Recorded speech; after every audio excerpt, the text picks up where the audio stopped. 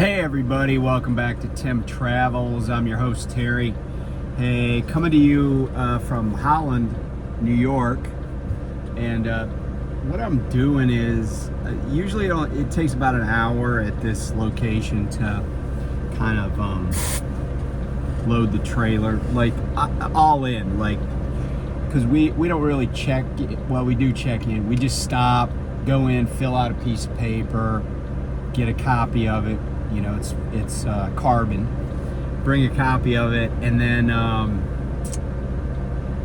then just drive around the facility, because where the silo is, you got to approach it from the correct side. Otherwise, you're not going to be able to make the turn. You know, untarp, load, pull out, shake the load a little bit, tarp it back up. It's usually right around an hour, because the actual loading process probably is about 35, maybe 40 minutes. But anyway, I need to go home. I need to be home tomorrow because I have a doctor's appointment. So I was like, you know, I might need this time back on my 14-hour clock. So I'm going to deliver this and then head back to the terminal in Williamsport, Maryland, where my car is. So I'm just kind of hanging a little bit. I'll get to 2 hours, and then I'll be able to split my clock. So, although I've thought about this before, but I was thinking about it just a little bit ago. So, you know, if I split my clock, right, I have to do, I have to do a period of time in the sleeper berth, at least like 7 hours. Or maybe it's 8 hours, but whatever. But when I go and park, I'm leaving the truck. But which is really an off-duty status, not a sleeper berth status, because sleeper berth means you're in the sleeper berth. And you know, a lot of companies use the bunkmate 3000 to enforce that. But anyway, I can't go off duty when I leave the truck, because if I do, it'll create a log violation. And I actually found this out the hard way. Like, I got a call one time, not at this company, but another. They're like, hey, you violated, hours of service rules. I'm like, why? And they're like, oh, because you didn't go in the sleeper berth. Yeah, and I was like, yeah, I was out of the truck. And I was off duty for a long time, like well over 10 hours.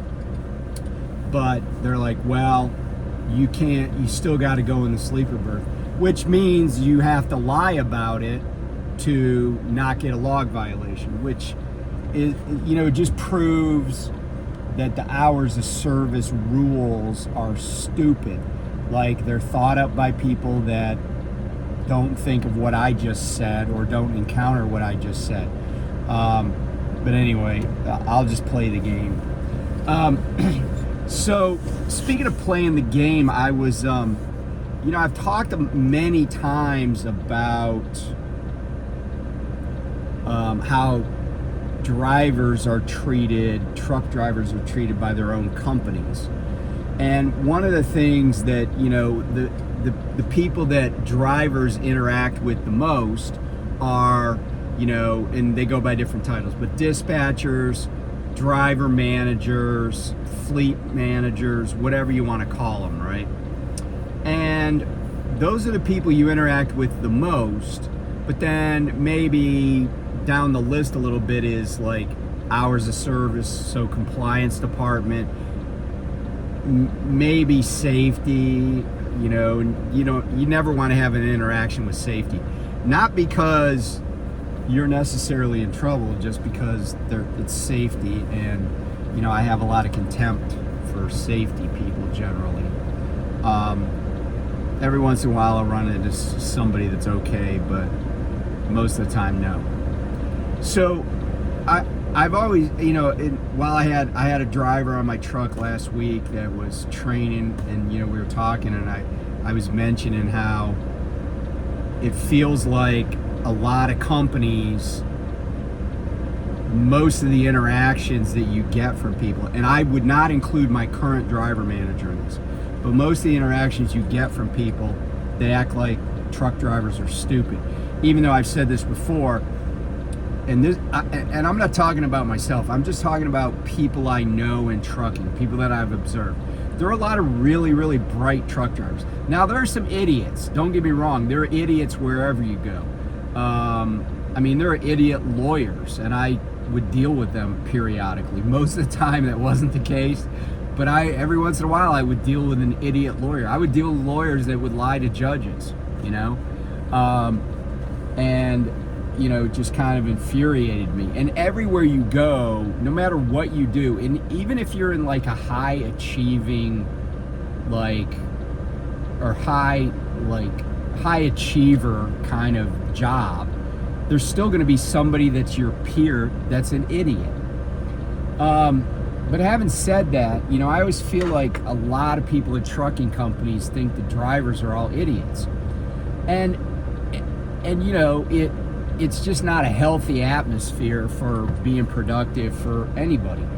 But I had this epiphany kind of yesterday. I was on LinkedIn, and I was scrolling, you know, so based on your profile or what you say you do, you know, jobs will pop up. So I was just looking through the job listings. And by the way, I routinely look at job postings, in part just to understand what's going on, not because I want any of these jobs, but because I want to understand what's going on.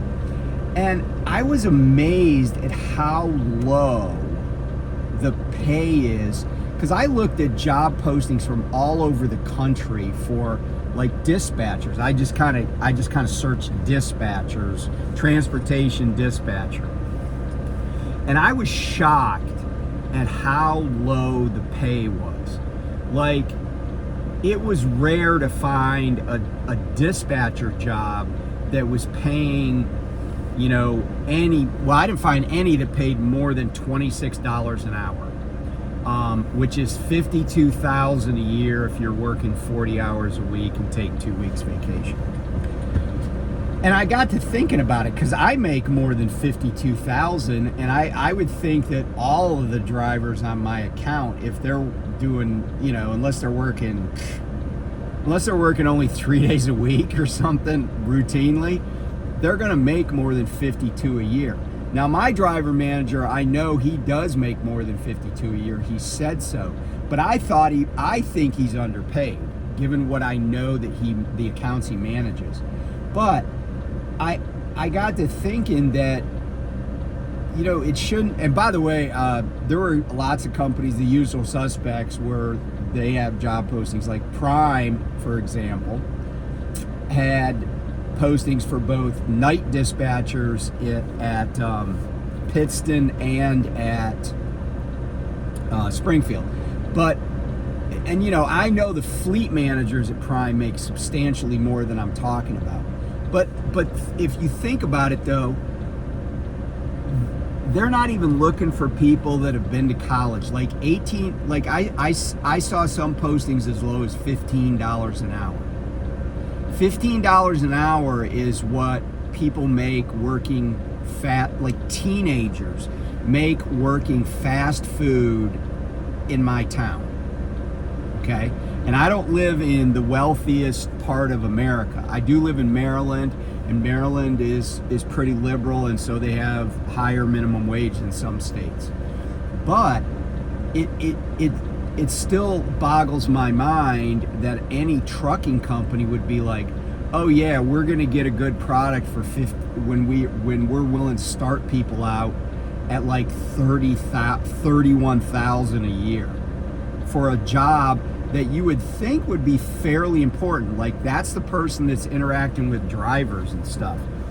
And you know, it really, I was talking with somebody last night, and I was talking about how, you know, everywhere you look, and I mean, like, if you just look at job postings and you look at these job titles and the responsibilities and stuff, a lot of places that you look,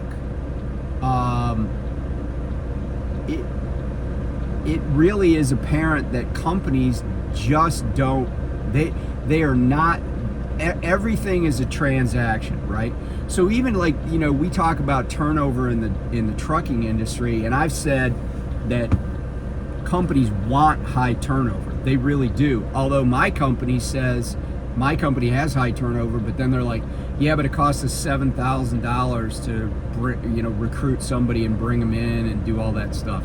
Now they could save money if they did things differently, but they're super dinosaurs and they don't want to do anything differently. Even when it's just bizarre. It's just kind of really bizarre. But anyway, they're not the only company like that. I know that, and it just seems to me like we're, I know there's this maybe confrontational relationship with driver managers sometimes, or fleet managers or whatever. But I'm now beginning to realize that these are, they're the people that can call the shots, but it's really unhealthy when the boss makes less than his employees, unless that's by design. For instance, I've been in companies where the worker bees were maybe working on commission, maybe like when I was at MetLife, the worker bees all worked on commission. Some of the managers had a different pay structure, and it was certainly possible that there were managers that didn't make as much as some of the worker bees. And that was because they maybe were burnt out. They had started out in commission sales, but didn't want to do it anymore. They were like, things changed, maybe they wanted to go to more of their kids' soccer games or whatever, than they wanted to be out hustling, for sales. But it really does give you an indication. The trucking companies talk about, we move the economy, we do, we're so awesome, and the ATA promotes all that nonsense. But the truth of the matter, and I say nonsense not because it's not true, like pretty much everything moves on a truck at some point in its life cycle. But I think that if people knew how tenuous the whole system was, because, and I really do think it's because of greed. I really do think there are trucking companies, and a lot of trucking companies are now into their like second and third generations of like ownership or control.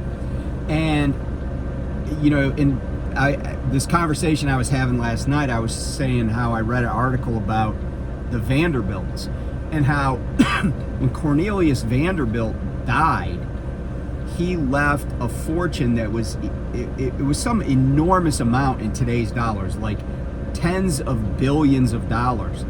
And within just like 3 generations, it was gone.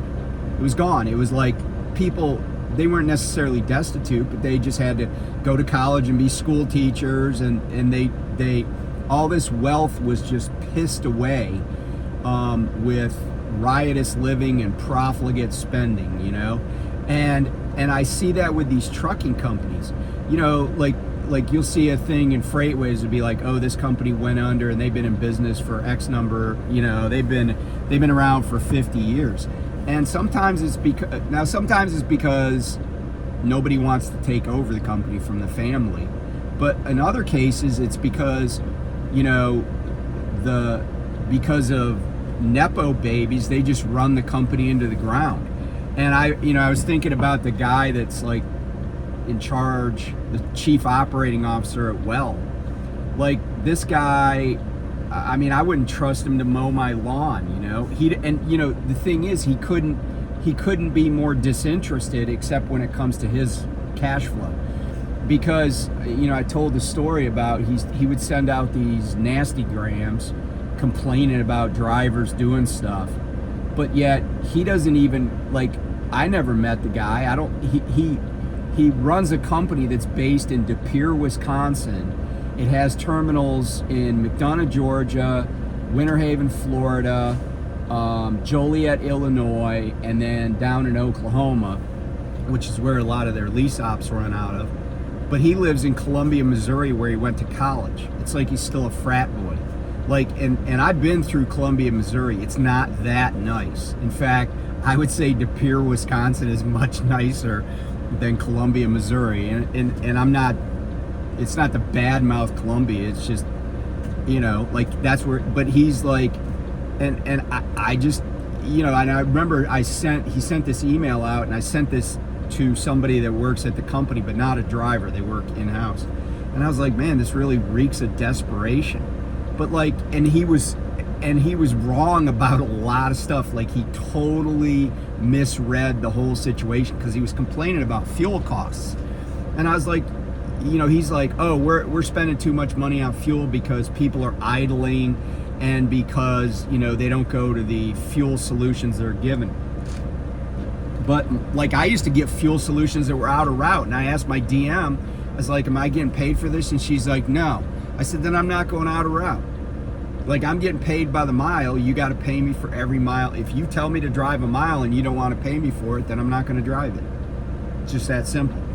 But like, but this was the same guy who was the chief operating officer of a company where the trucks go 74 miles an hour.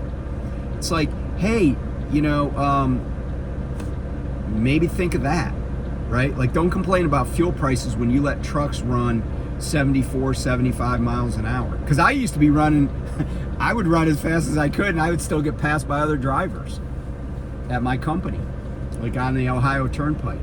And all I'm saying is that I feel like it's just a race to the bottom. Like, it's like there's this experiment going on to see how bad we can really suck at something and still make a profit, and still line our pockets, and still, you know, screw over workers. And this includes the people in-house.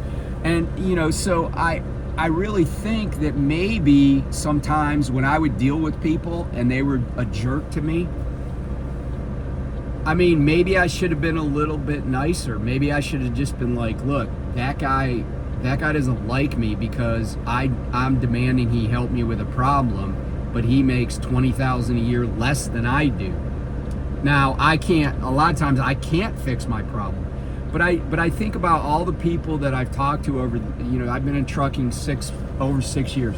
I think about all the people that I've talked to over the years that were just not really good at what they did, but now it makes sense, right? In a lot of ways, it kind of makes sense. They're not really good at what they do because they don't get paid enough to care about being good enough. They don't get paid, you know, they're just like, and, you know, and it's like a sibling rivalry almost, right? It's like, you know, who knocked the Kool-Aid over and didn't clean it up? And, you know, the siblings just point at each other. And that's kind of what happens with us, right? We're not in the room when some supervisor's like, why'd this truck not deliver this load, right? We're not in the room when that happens. And if we haven't covered our ass with like messages or whatever, you know, that it's really easy for that person to go, oh, it was the driver.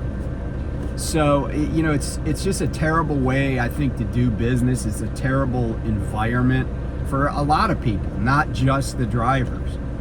I don't know that it's going to get better. I mean, I think what it's going to take is younger folks that come into trucking, start trucking companies, and just right out of the gate say, I'm going to be different. I'm not going to be that person. But even those slightly idealistic people may find out that when they're ready to retire, you know, that somebody that is going to take the company over is not going to think like they do. You know, I hear all these stories about, I've heard it almost every company. I really have. Like, I had a CDL instructor at night who, he had 3 million miles at night, but he had gotten fired by England. And the Knights, like back, because they're cousins, when they were like legit running the company on a day-to-day basis, they took a chance on him. So he was like super loyal to them. But that's not that company anymore. Same thing, you hear stories about Robert Lowe at Prime. Oh, Robert did this, and that's not that company anymore. You know, like I had people at Well that told, like this guy unsolicited told me a story about his dog like needed a whole bunch of veterinary care, and one of the older family members at Well was like, yeah, you know, like the wife of the guy that ran the company back then found out about it and was like, yeah, we're gonna pay for this guy's dog we're gonna pay for the vet bills. But the next generation they're all cynical, and they're just like, no, that sucks. You know, I'm not doing that, because why would I pay people more if that's going to cost me an extra $100,000 of draw this year? So anyway, jeez, I didn't mean to do that. Just some food for thought. Be safe, stay cool. Because I'm here in New York, and it's like at 9 o'clock this morning, or 8 o'clock this morning, it was already 80 degrees, and I'm up near Buffalo, so it's hot everywhere. Be safe, and I'll talk to you soon. Bye.